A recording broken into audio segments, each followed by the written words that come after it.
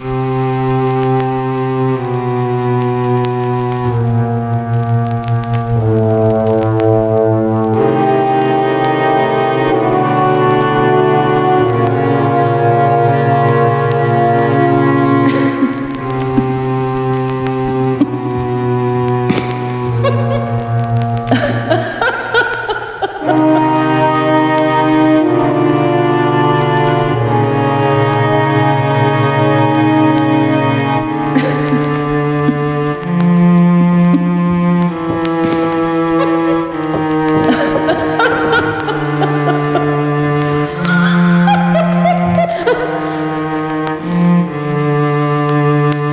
horror fans, Bored now, back with Rachel McDonald.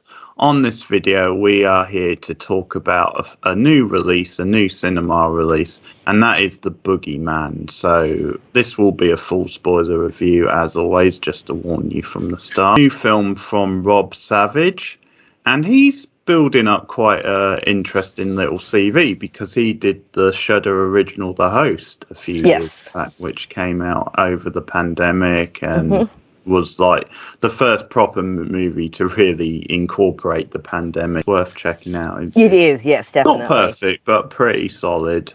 And he also did Dashcam, which is another Shudder movie, which I think we might do quite soon, but that's one that got a bit of buzz as well, like a YouTube social media type satire. A short story by Stephen King, as everything seems to do these days.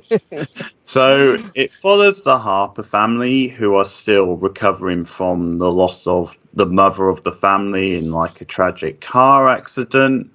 So you've got the father, Will, who's a therapist who works from home. He's played by Chris Mazziria. Youngest daughter is Sawyer, who has a very horror-centric name, which is Vivian Lynn Blair.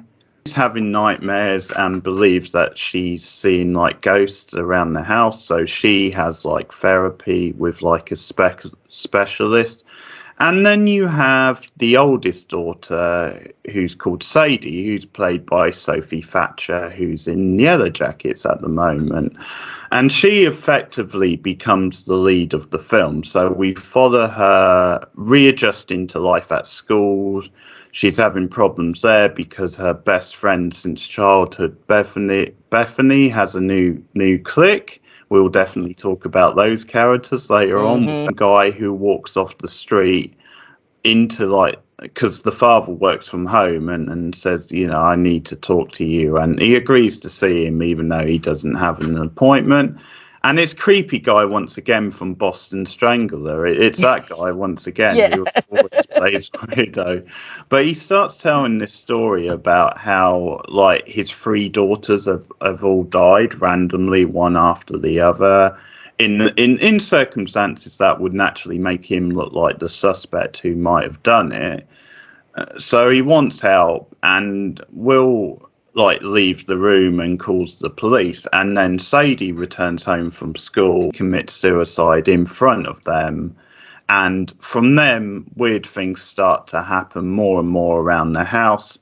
Lester has told a story to the dad about how like this thing has attached itself to him ever since the death of his children, who he thinks is responsible. So that's like the myth of the boogeyman of the title.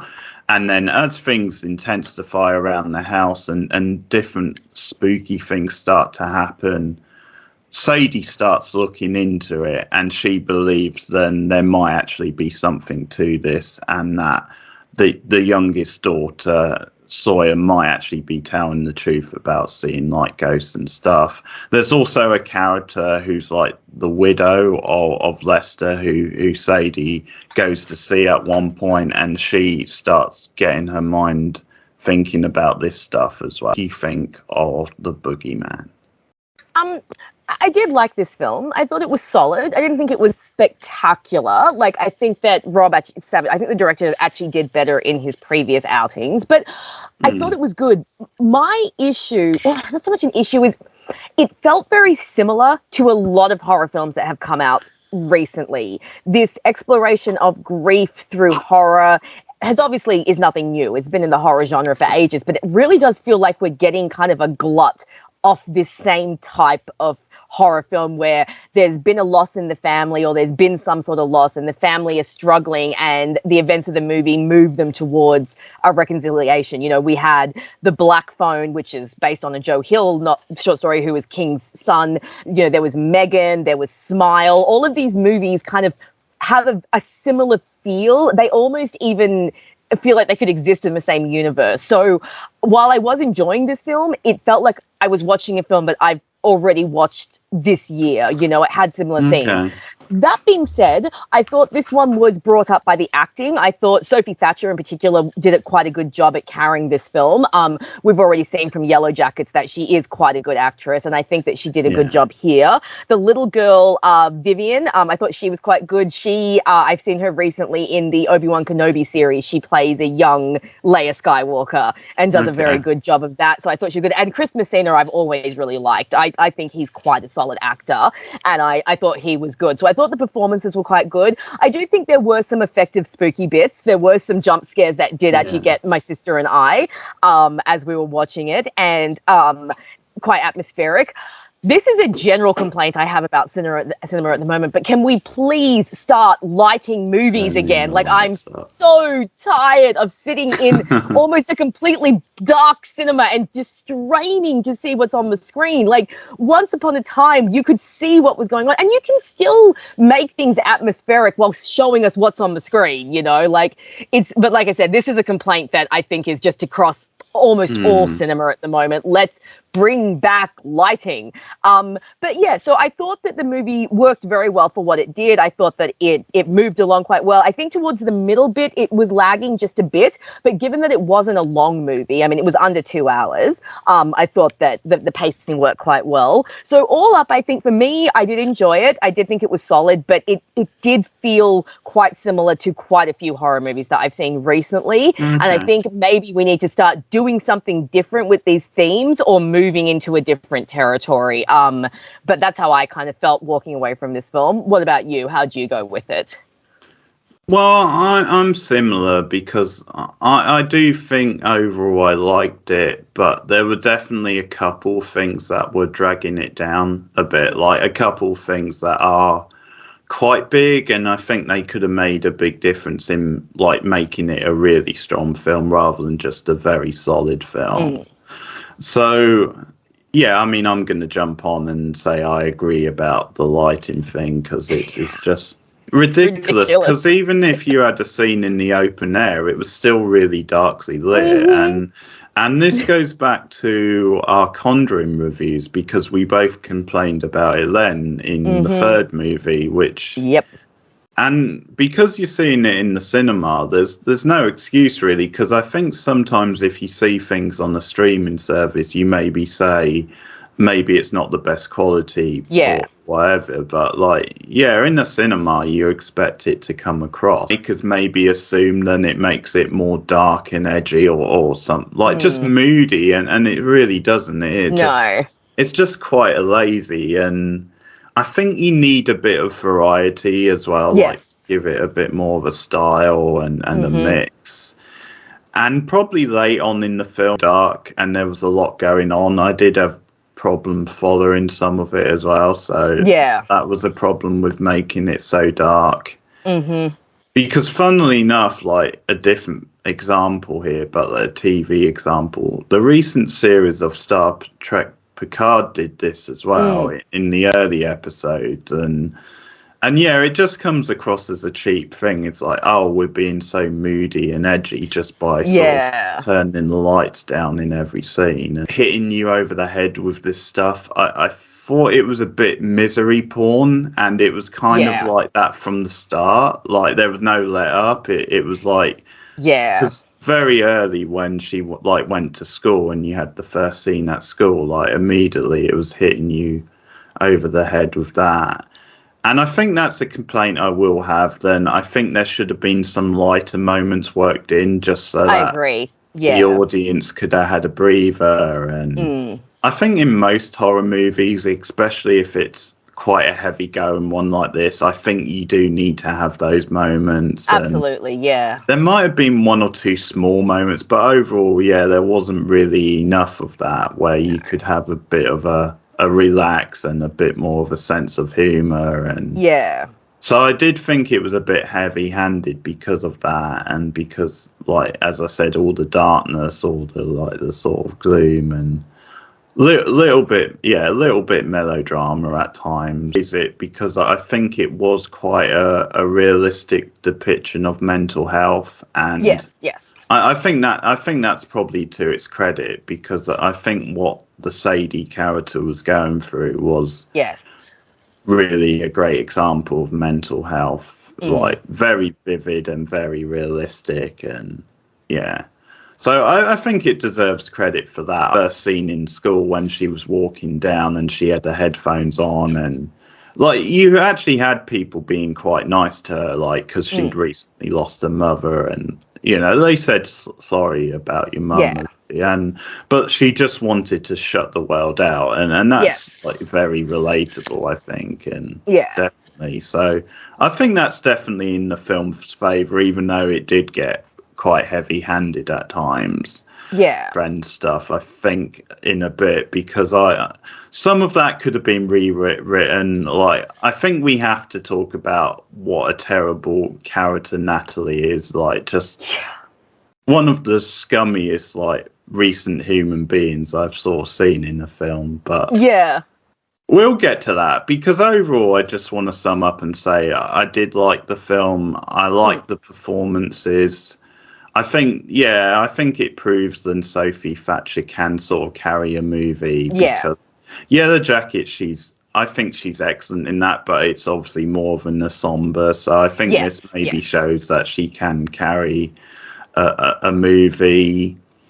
And Chris Mazura, however you say his name, he's a reliable presence. Like, he is very hard to dislike. He's one of those where even if he was playing a scumbag, I would probably end up still quite liking him. He just has that charm, and bit of a different role in this. And I thought the young girl was very good, and generally I was very engrossed in the drama of the family. And it was creepy, I think there were some creepy moments. Like, it was well directed and had quite a distinct atmosphere at times. And I think for the most part, the practical effects were good as well, like pretty much. And I think they were reining it in, were a bit generic, but by and large, I think they reined it in quite well. And the practical effects, I thought, mostly looked quite good, but... So it's sort of one or two things that could have made the movie better. Like, I think it did get a bit messy, especially near the end. It was very miserable, this movie, and it didn't seem like it let us breathe at all. But I also agree that what you were saying with like the main character with Sadie and her mental state, and having to move on after she's lost her mother, I do think they did that very well, and I think they did a good job of showing the disconnect between the father and his daughters. With him not really, there was that scene where he came to talk to the eldest daughter, and she started to say, I feel really sad. I feel like my chest is really heavy. And he's like, oh, you're seeing your therapist tomorrow, right? Well, you can talk to her about that. And she's like, well, I'm trying to talk to you. And then he's like, I got to go to bed. So, you can see the disconnect. And I think they did that quite well. I also quite liked the relationship between the two sisters. I thought that was very sweet. Yeah, the way that Sadie was very protective of Sawyer. Even when she didn't believe her at first, she was still very sweet to her and very loving, and was obviously trying to be kind of a good big sister. So I thought that was really good. But we definitely could have used, like, even just a little scene between the sisters, maybe just having a fun time, maybe just hanging out together, or maybe some better scenes with her friends, or just give her better friends, because you're right, it was a very heavy movie and it didn't give us a lot of room to kind of breathe away, because we were either focusing on the grief or we were focusing on the horror. So we didn't really get a chance to kind of breathe in between those two things. But I think that, one of the worst aspects had to be her friends, Sadie's so-called friends, who were truly terrible. I think they were trying to show you know, when you're in high school, you change friendship groups, you move on, you might separate from your friends. But you're right, that Natalie character was truly terrible right from the beginning. Like, zero sympathy to this girl who's just lost her mother, getting into like a physical little altercation with her right at the beginning. And then she had some comments about like, oh, it's been a month since her mum died. I mean, I never see my dad, but you don't see me complaining about it. Passive aggressive she is. Like, it would be one thing if she was just an outright sort of bitch and it was in your face, but she would sort of do terrible things and then try and pull herself back and make excuses. Or it's like, because it's like the bit with the camera in the home. And immediately she says, I wasn't even filming. And it's like, well, okay, but that's not the point. The point is it's insensitive to do that because you're mocking her and you know what she's been through. And it's a bit like, because obviously when you had the bit with the door being slammed shut on her and stuff, it's like Bethany's like, we were trying, like when they had that reaction when she slapped her, it's like, yeah, well, you've had that coming all movie, basically. Yes. I mean, you can argue whether she deserved it in that scene, but there's just so much, like, you've been doing all movie. Like, you've just terrible all movie, really, and it's passive-aggressive, which is, like, the worst in many ways. But absolutely. I think it's just stuff like that the movie could have dialed down because it's, like, I just sensed it coming when like Bethany made the plan with her. Like, I just had a feeling. Then because for the sake of drama, I just thought they're gonna go there, like Bethany, and I did like their friendship. And she seemed to be trying and to be genuine, and trying to actually be there for Sadie. Yeah, so I wondered if they could have rewritten some of that stuff and maybe involved a bit more, like supporting Sadie and helping her with the thing, because she went to the house with her obviously earlier in the movie, and I think you could add that where she wasn't like necessarily believing everything, but she was still there as a friend.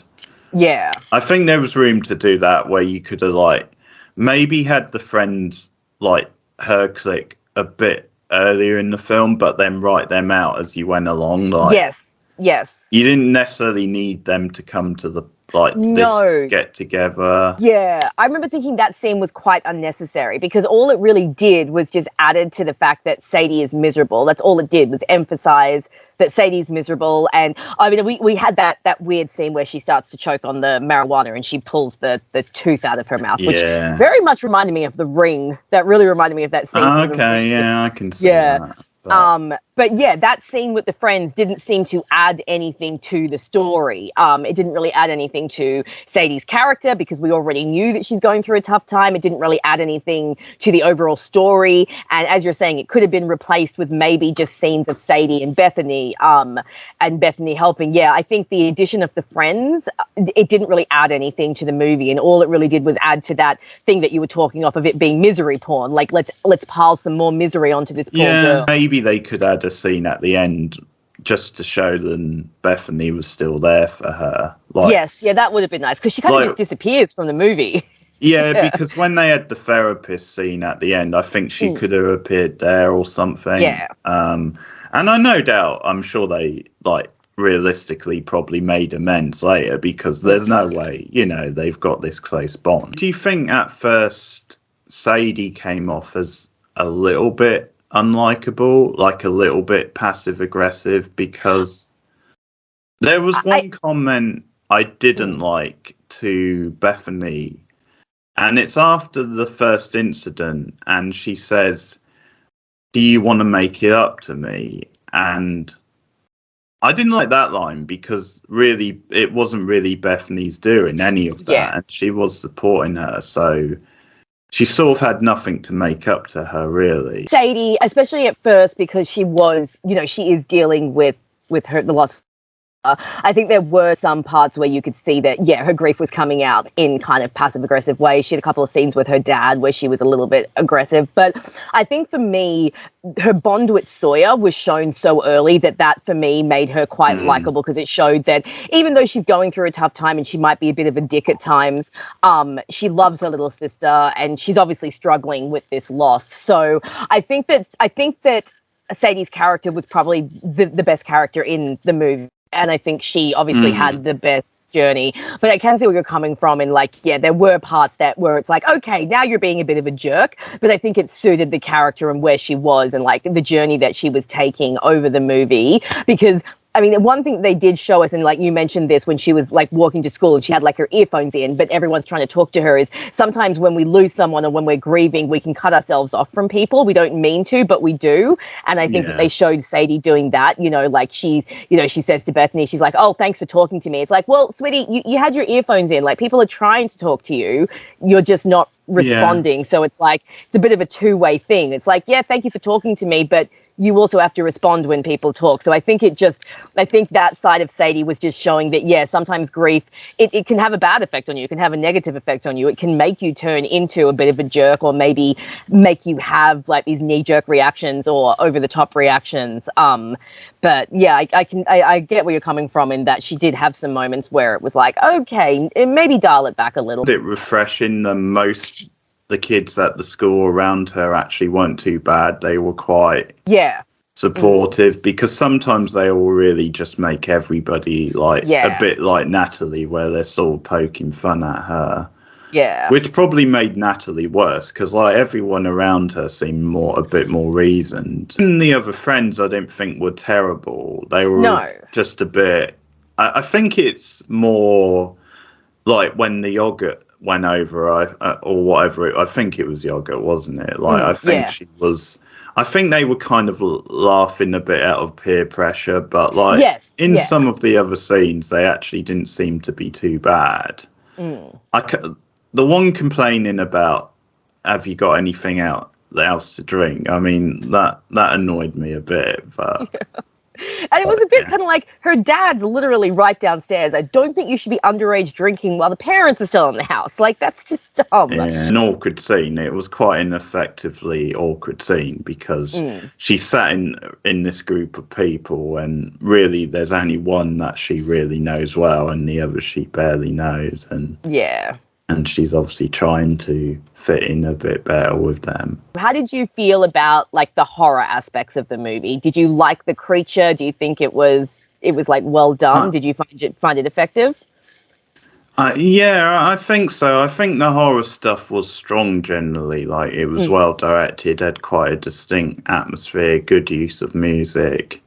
It was, as I said, quite a slow build-up, so that worked well. Like I said, I think there were a lot of good practical effects, but then, once again, because everything was so dark, at times it was hard to really make stuff out, so I couldn't really tell always what was happening, and then exactly whether the creature looked that good or not, but it worked quite well, because they didn't really overuse it, and they sort of built to those bits.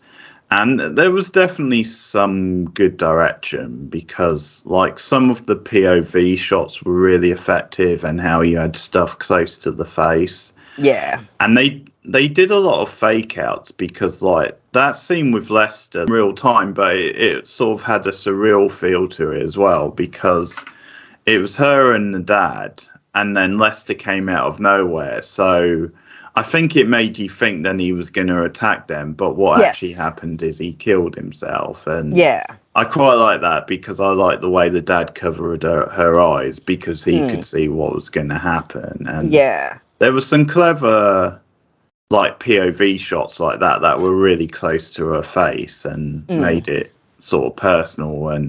And you had these weird sort of cuts and then just went into another scene. But I think they worked well. Like, it gave it this dreamlike sort of feel a little bit. And it just threw you through a loop a bit like she was feeling.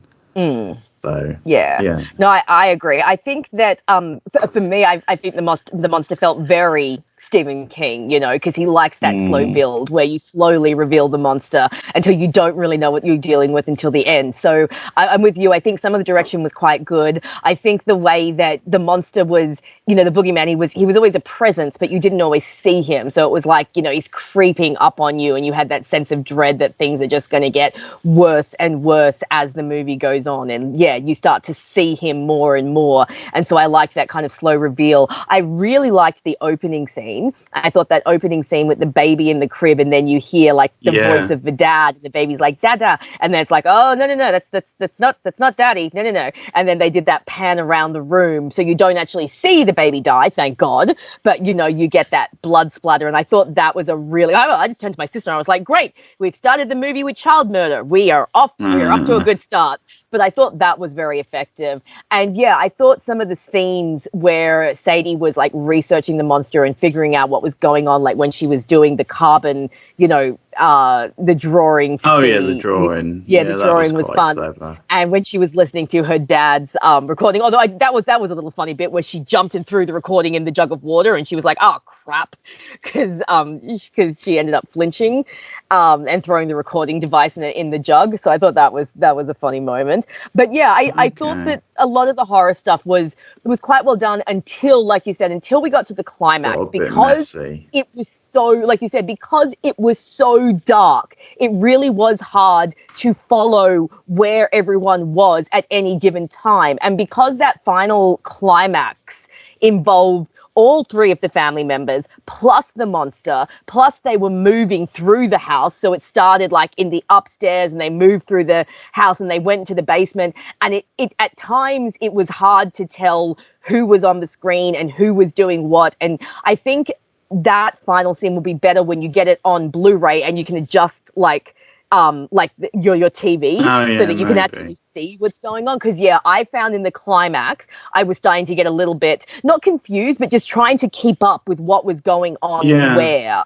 And I did think that really needed some better lighting because it was a bit kind of like, what's going on? I saw it is, this thing passes from person to person. And the way that, at least the impression I got, was that it seems to attach to grief and to negative emotion. So not sure what was going on with Lester's family at that point, but it does seem that the family's grief was feeding this creature. My sister actually compared it a bit to the Babadook, which I kind of could see the comparison. That creature that feeds off grief, that feeds off fear and insecurity, and again has kind of a very ominous presence, that's kind of creeping up on you. So when Jess said it would remind me of the Babadook, I was like, I can see that. I can see where you're coming from with that.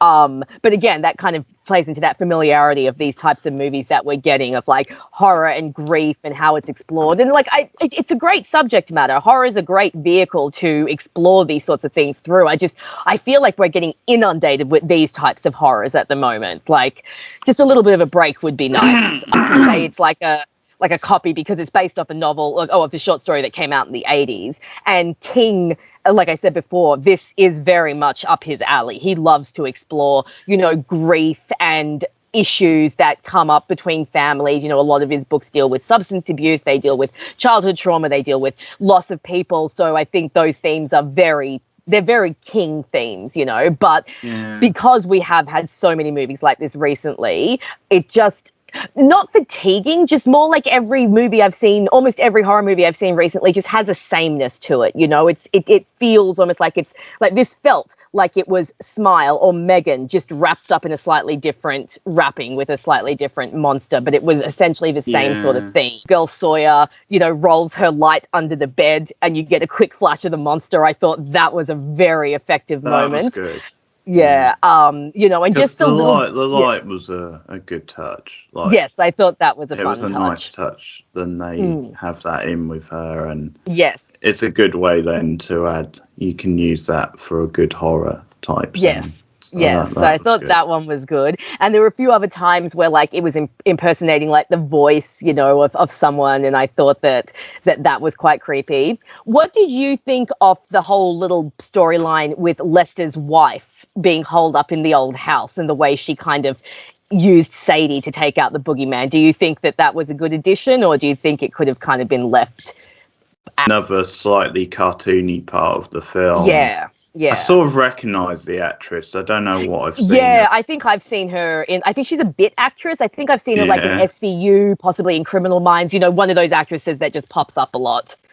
Yeah, because at one point she nearly shot Sadie, didn't she? Yeah, she did.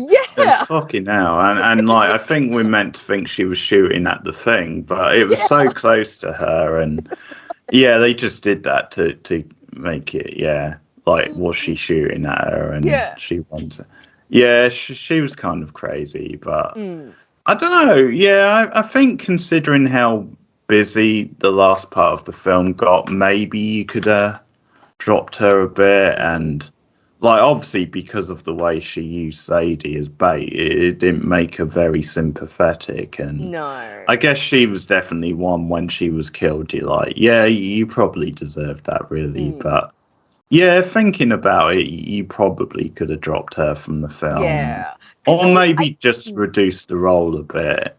I think she could have just been in that one scene where Sadie went to the house, because we got a little bit of information there and a little bit of exposition. But when she went back towards the climax of the film and, the woman tricked her into being bait, I felt like that scene didn't really add anything to the movie. It was just kind of stalling us before we got to the actual final conclusion.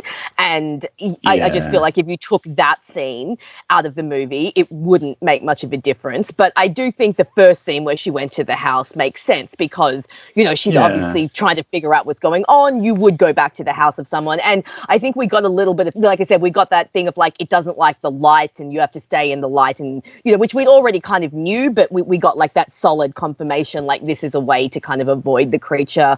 So I think that first scene was good and worked, but the second scene I think was a bit unnecessary, because it didn't really, at least for me, it didn't really add much to the movie or do anything with the characters that we hadn't already done, or that wasn't going to be taken care of in the climax. So I think that bit dragged it out just a little bit. And like you said, she was a very cartoony character. Like, she was definitely a character that they didn't put a lot of thought into writing, and she was just a little bit too over the top, I think. Transition into Sadie believing her sister.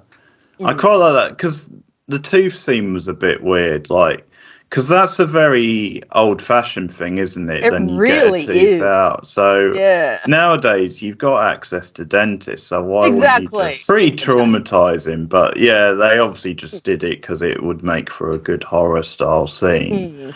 So I think I quite like that, because when the door shut, I would have thought Sadie's first reaction would have been, well, is there something in the house? Is there a ghost? But I guess she just passed it off as in, maybe she shut it too soon. It was her. Yeah. Right? Because I think for a while I sort of assumed that she believed the same as her sister, but we sort of realised she doesn't at first, and that it's later on. Because also that scene you mentioned, boarding, and she threw it, and because I didn't realise she threw it. I sort of thought it was meant to be, then it was like the ghost or something. Oh, okay. I thought she jumped and threw it. So, I'll have to rewatch that. But you could be right. It could have been the ghost, and that would have been a fun little callback if it had been that. But I think that works quite well. Then she had that little arc in the movie. Then she, at the beginning, didn't really believe the sister and was more, disconnect with the dad, but she was more thinking that. And then because she was quite proactive, Sadie. I think that's what makes her quite a good character to watch. Yes, I agree. Yeah, there was some good stuff with the therapist, played by Lisa Gay Hamilton. I like her. Who's been in a few things. Yeah, she popped up. Like, okay, I haven't seen her for a while, but she's good. So that stuff was quite interesting. The end of the film was quite effective. It's just that it was a bit overstuffed, and again, because of it being so dark, that was the problem. But it obviously made sense. Then Sadie was gonna face up to it, and that she was ultimately gonna be the one to defeat it.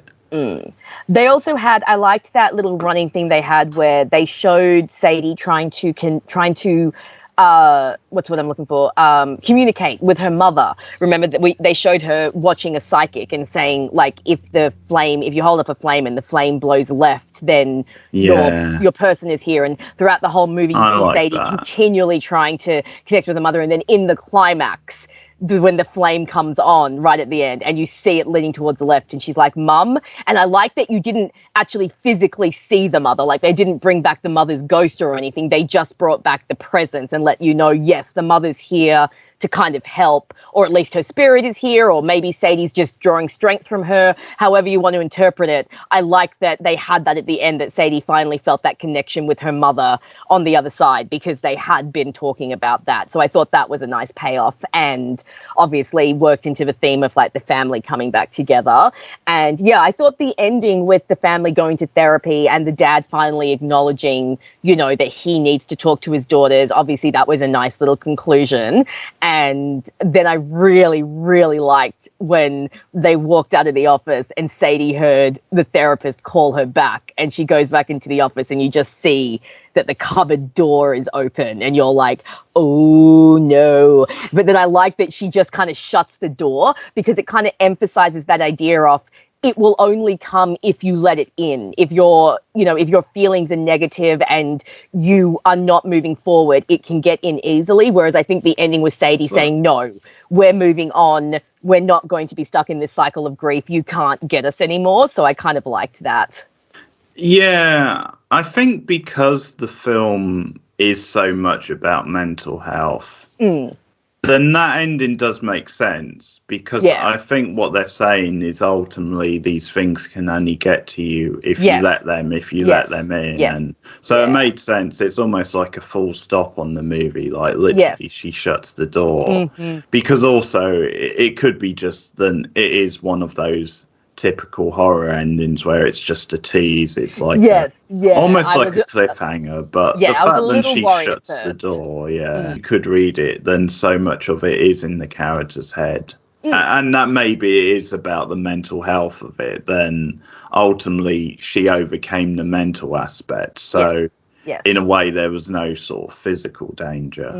And my dad too, you know, with them coming back and recognizing his daughter's pain and realizing that he needs to open up. I mean, again, it's similar to, like my sister said, similar to the Babadook, because they do a similar thing at the end of the Babadook, where they kind of imply that, you know, she can keep this monster contained as long as she keeps her grief contained and learns to move on and things like that. So, and again, I do think this is very much a theme in a lot of King's work. You know, these things can only get you if you let them, if you open yourself up to them. You know, it's a lot about like your own mental strength. And because a lot of his stories are, you know, metaphors for addiction, for, you know, problems that he's had, I think, you know, you can't ignore the intent of his original story in the movie, because so many of his themes cross over. And I mean, King's works are just, no matter what you think of his writing style, his stories are amazing. And I think he really manages to work metaphors into the horror genre like a lot of people just don't do it as well as King does. And I think that this movie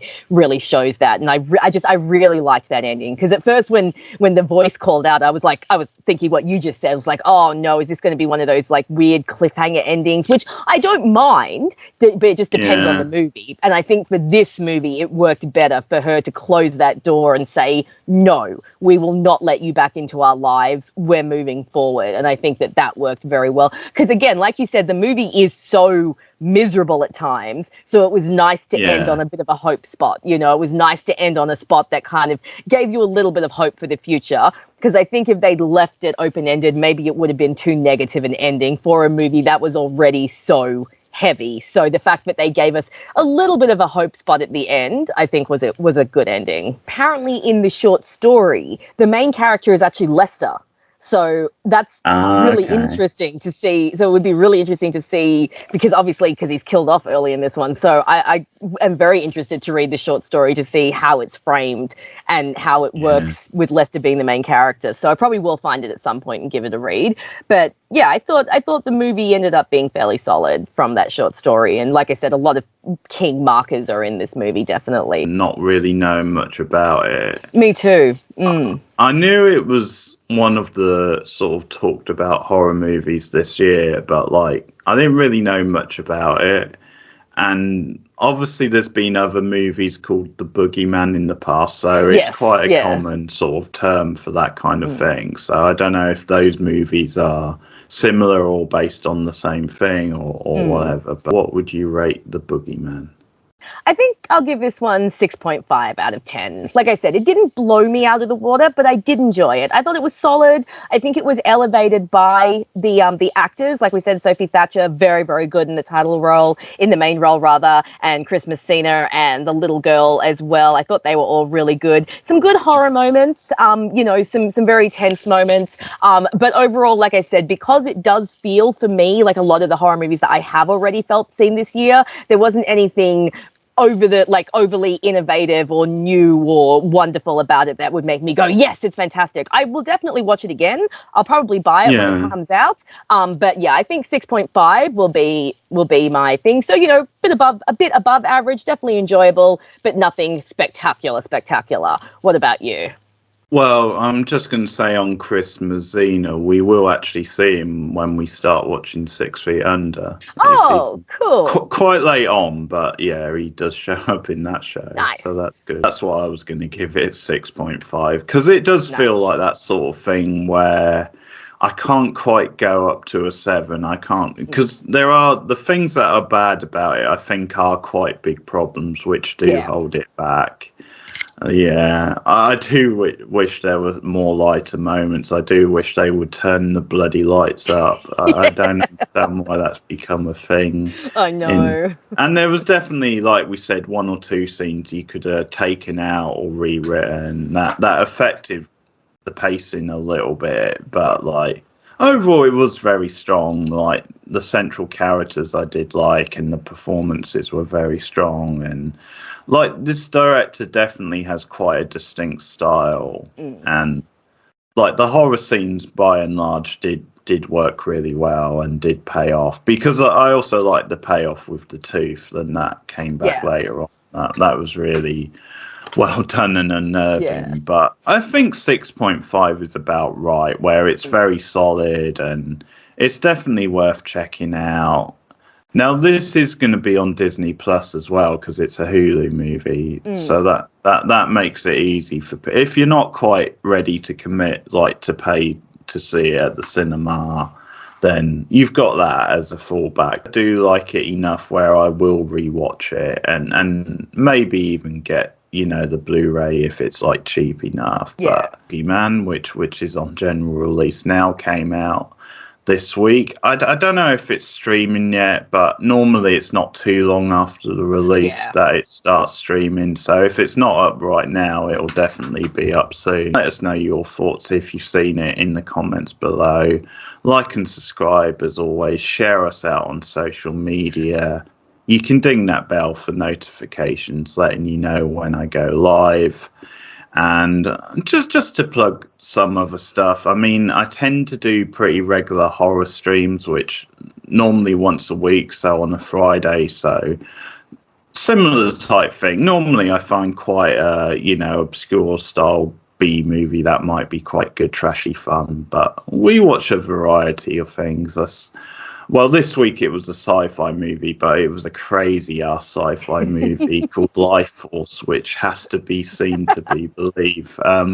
Toby Hooper directs it. Oh, okay. It's space vampires. That sounds awesome.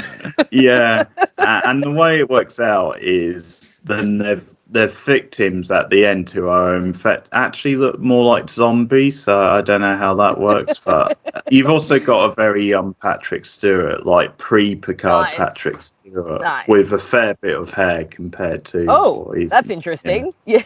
The baldness of Picard, and freaking out a lot, so very young Picard in that role. It's worth checking out. It's a complete mess of a movie, but it's pretty entertaining, I've got to say. So that's something I do roughly every Friday, and we watch different horror movies, different cult movies. And obviously we've done franchises. We've done the Scream franchise. We're up to date on that. We did the Halloween franchise, up to date on that. We've done the 3 Conjuring movies. So different franchises like that we tend to work our way through, along with obviously random one-off reviews like that, like this, if there's a big cinema release. So if you're into your horror, if you're into stuff like that, then go and check out some of that other stuff. But if you want to plug your channel, Rachel. Guys, you can follow me, Rachel McDonald, video essays on TV shows and movies. I do have a few horror pieces on my channel, so come and follow me. My Tumblr and Twitter are also linked through my YouTube, and Keith will usually put a link in the description, so come and follow me everywhere. Okay, thanks guys. Keep watching horror movies, and we'll be back soon. See you later. Bye.